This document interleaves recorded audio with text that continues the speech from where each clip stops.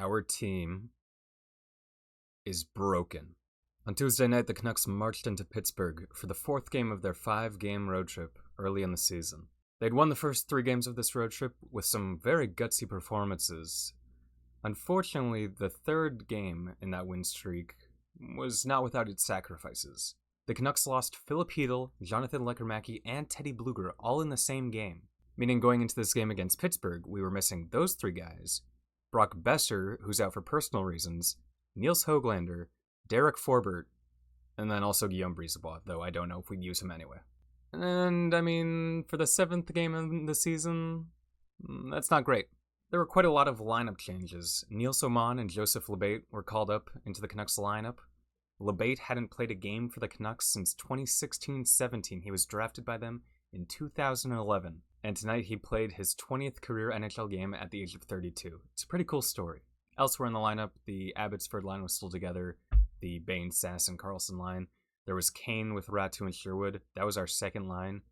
And then on the top line was DeBrusk, Pettersson, Garland. And on defense, P.O. Joseph made his Canucks debut, with Victor Mancini being sent down. And then in net we had Kevin Lankinen. So looking at this lineup before the game, I would not say my hopes were particularly high, but I was thinking, it's okay. They've won the first 3 games of this road trip.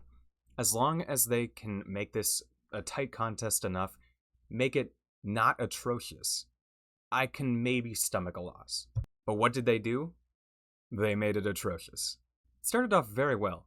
Very early in the game, Elias Pettersson sprung Connor Garland with a nice pass for a partial breakaway, where he just slapped it home past Arturs Silovs. That's another thing. We were facing Arturs Silovs. Yeah, that guy that carried us to the Calder Cup that we traded in the offseason. But so far we had no problems with him. Very early. We had some problems with him later down the road. At least it was 1-0 for the time being. And it was a nice shot by Garland, who's now up to 7 points in 7 games. It was a great play by Pettersson, and that line really needed to deliver if we wanted any chance in this game. Unfortunately, spoiler alert, that is all they did. About halfway into the period, the Penguins were on a power play off an Evander Kane penalty, because surprise, Evander Kane took a penalty. They didn't score on it, but they generated a lot of pressure, and riding off of that pressure after the power play ended, they were able to deflect home a goal past Kevin Lankinen. It was Connor Dewar. And going into the first intermission, we were tied at 1. Still a great period by the Canucks. They finished it with 11 shots. They were outshooting the Penguins. It was still a decent performance. They were looking good. But that ended quite abruptly. The second period, they looked pretty awful the entire time. They were lucky that over 10 minutes through the period, it was still a tie game at 1. Though when the goals started, they kept happening. First, it was Tommy Novak on a power play that was gifted to them by Drew O'Connor taking an offensive zone penalty. Yes, I'm going to go back to Drew O'Connor after I do this recap. They gave him all the time in the world to walk in. It was Elias Pettersson and Philip Hronek on defense, and both of them were covering the middle where nobody actually was. I would have liked to see somebody go out and force something off of Tommy Novak instead of letting him walk in and snipe one past Lankinen. Though I do like Tommy Novak. I am a fan of Tommy Novak. I wouldn't mind if the Canucks, made a call. They probably won't, though. Just 2 minutes later, Crosby was waved out of an offensive zone draw for the Penguins, but was able to pick up the puck that was just kind of left in the face-off circle, took it to the high slot, and wristed it past Lankinen. That's probably one I want to see Lankinen have, especially because that made it a 3-1 game. We were no longer within striking distance, really. We had to score 2 to tie it, but instead of scoring 2 to tie it, just a minute after that, we had some pressure going in the offensive zone. It was the Abbey line, but the Penguins came right back the other way. The puck was swung in front, and crashing the net, Anthony Mantha was able to tap it past Lankinen. So in the span of 3 minutes, we went from a 1-1 game to a 4-1 Pittsburgh lead. At that point, it was pretty much over. A 4-1 comeback is possible and all, but with the tools the Canucks had on offense today, maybe a little bit not. Just 6 minutes through the third, the Penguins were given another power play, and Justin Brazeau had a nice shot to get it past Lankinen and make it 5-1, and that's all that happened for the rest of the game. That was it. So what was there to like about this game? I'm asking you. I don't have anything. I'm asking you. I guess, the shots were pretty even. They came out of the gates pretty well, but thinking about all the players on the team, no one did well today. Even Hughes was turning the puck over. He didn't look that good in the offensive zone today. Even though he was making some good passes, some of them were just not going to the tape of the intended target. And that line that I mentioned of DeBrusk, Pettersson, Garland that needed to step up and be big today scored that one goal, and then for the rest of the game were the worst analytical line on the Canucks. The best analytical line on the Canucks was Kane, Ratu, Sherwood. Ratu bounced around the lineup a couple times because they like to use him for face-offs. But I thought he was pretty strong today. I thought he did fine. Not really special or anything, but he at least wasn't bad like some of the other players were. Kane looked like Kane. And now I'm going to get to Drew O'Connor, because I have to get to Drew O'Connor again. After the Washington game, I sat here and I had a 2.5-minute rant about Drew O'Connor and how he doesn't do anything for the team and how we're paying him $2.5 million for 2 years and how he's basically just a brick out there. And today, he really proved me right. I'm very, very anti-offensive zone penalty. I don't think there's really a reason to take one. Like, just let them clear the zone instead of taking a penalty. I feel like we've been taking a lot, and Drew O'Connor took one today that led to a goal for Pittsburgh. You go from offensive zone pressure to then having to kill a penalty and then conceding a goal. And that's not only a thing Drew O'Connor's done, but his penalty led to the goal, and he didn't really do anything else the rest of the game. It's quite funny how, at the start of the season, we were decently healthy. You know, we were missing Höglander, but Drew O'Connor was on the fourth line.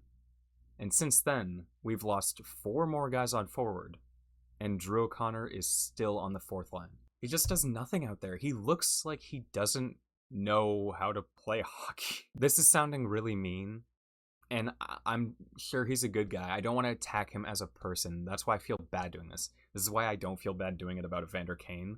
I feel bad doing this about Drew O'Connor. I want it to be clear, I'm only criticizing the player because the player, Drew O'Connor, is not good. On the other side of the ice, it's worth mentioning that Justin Brazeau has 5 goals and 3 assists now this season, which makes no sense whatsoever. He had a goal and 2 assists tonight, and I mean, why is he good? Why is he good so far? 8 points in 7 games for Justin Brazeau. Why? That's even with McDavid. Yeah, I mean, we got cooked. That's all there is to it. We got cooked. Silovs on the other side was very good after giving up that early goal to Garland. I feel like we should have known his weaknesses. I think we should have taken more shots from the point because that was something that went in a lot against him when he was on Vancouver. And I'm sure he's corrected it a little bit, but they just weren't attacking him properly, I feel. He didn't make a lot of crazy, wild game savers, but he was there when they needed him to be. And I'm not going after Silovs. I think he played a great game. I respect it. I just wish the Canucks made him work harder. Now, going into this game, I was prepared for a performance like this due to past games the Canucks have played in Pittsburgh. In 2019, in the Canucks game in Pittsburgh, they went into the third period up 5-2, and they lost 8-6. They gave up 6 goals in the third period, including 5 unanswered, to lose. That sticks in my head as one of the worst Canucks games I've ever watched in my life. And then a couple years later, there was a game the Canucks played in Pittsburgh where they got off to an early 3-0 lead in the first period.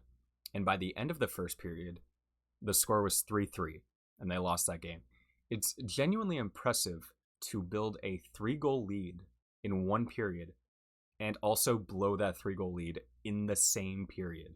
And then last year, in a game Arturs started for the Canucks, the Penguins scored 4 in the first, and the Canucks were unable to ever dig themselves out of that hole. So 3 goals in 3 minutes for the Penguins today is kind of just following the trend of what happens when these two teams match up in that city. I really, really want to compliment someone on the Canucks right now, but looking up and down the lineup, there is nobody that stood out to me. LeBate had a good hit at one point. That was cool. I got nothing. And I'm not really mad at them for losing again. I'm just mad at the way they lost and the way they rolled over and died and gave up 3 goals in 3 minutes. It was a bad effort. gives me absolutely no confidence for the future because this might be a lineup that we have to roll with. Besser is likely back soon. That's the word. Getting him back in the lineup will be very, very big. Though I don't know if it's enough to make this team look good. Because losing 3 guys last game, 3 important guys, those are big holes in the lineup. Do we need to make a trade already?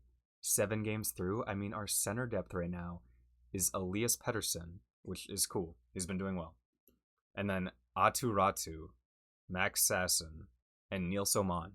Those are 3 guys who spent the majority of last year in the AHL. All of them are probably 4th-line centers. I don't know if there are really any centers on the market right now, this early in the season, which is why this is something they should have dealt with in the offseason, because everybody on planet Earth knew that there was a chance of Philip Heel getting injured and leaving us with a gap in that 2C spot. They didn't see Jack Roslovic as a long-term solution at center, and I agree with that. You know, he's in his upper 20s. He's really just a 40-point player. He's not a second-line center. But if we had him right now, I'd have a lot more confidence in this team than I do currently with the center depth we have. Kiefer Sherwood played 20 minutes tonight. That's quite funny. I mean, he didn't have a bad game or anything. I think he was fine. He did have that one bad giveaway at the end, but at that point, who cares? I guess we'll give Sherwood positive points in this game for playing 20 minutes. Penalty kill was not good today, especially on that one where Novak scored uncontested. Penguins power play went 2 for 5. Our penalty kill hasn't looked as dominant as it did last season. That's a product of not having Bluger for a lot of these games. It's a product of not re-signing Pius Suter. It's a product of Derek Forbert being out. I still think they can be good on the penalty kill, but they got to figure some things out. And they have a lot of guys on the penalty kill who are just getting into the swing of things. You know, if we're mid-season and it's still not clicking, then there's more room to be worried. Right now, it's like fine. The power play looked like utter ass. I have no other words for it. It was ass. They didn't really do anything. Evander Kane eventually got back onto the first power play unit, which don't want to see that. And yeah, they went 59 minutes without scoring a goal against their former AHL goalie. It's a punch in the gut. Looking forward, our lineup is very broken. It could be okay. We'll get Besser back soon. Maybe they make a move. I don't know. Maybe Evander Kane decides to play hockey. Maybe Drew O'Connor remembers how to play hockey. I can't believe we're over 500 and I'm feeling this bad about the way things look. I'm not trying to be negative, but it's just a lot of it is unfortunate because we've been injured. Our next game is against Nashville in Nashville on Thursday. It's the last game of this road trip. We can go home, maybe rest up a little bit, be more comfortable, hopefully be less broken. At least there were flashes of good in this game. They didn't get outshot too heavily.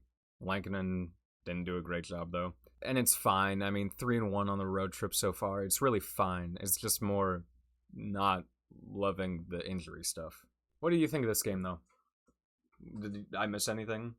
How do you feel about the injuries? Do you think we should make a trade? Who do you guys want in a trade?